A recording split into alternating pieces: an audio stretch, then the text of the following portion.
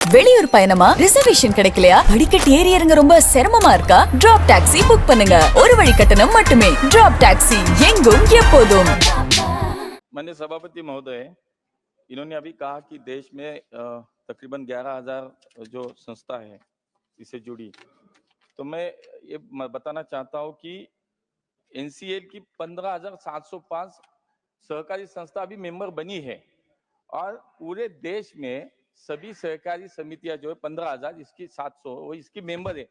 लेकिन जब ये सहकारिता के बारे में यहाँ पे बात कर रहे हैं मैं यहाँ बताना चाहूंगा सबसे कम रिस्पांस बंगाल से हमें मिला है।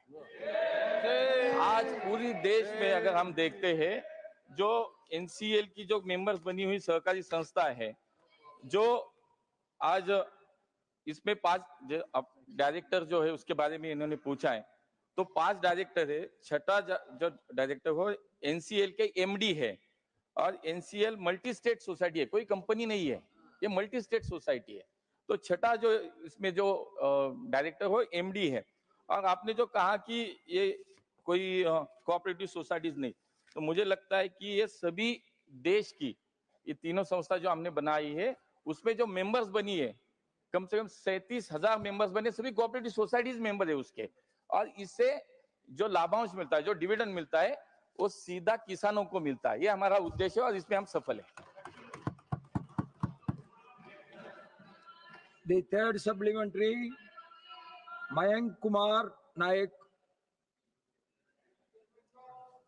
Thank you chairman sir.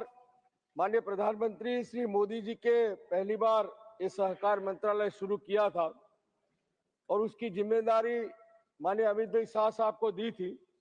देश में सहकारिता के माध्यम से गांव, गरीब, किसान, मजदूर, पशुपालक को मजबूत करने के लिए ये राष्ट्रीय मुहिम है।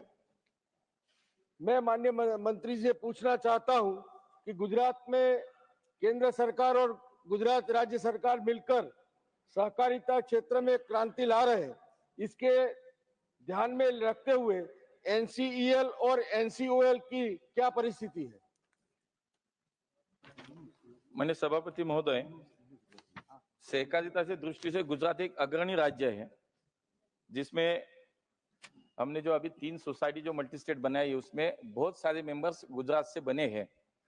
एनसीएल के सदस्यों में गुजरात आज देश में अग्रगण्य सबसे ज्यादा मेंबर्स गुजरात से बने माननीय सभापति महोदय।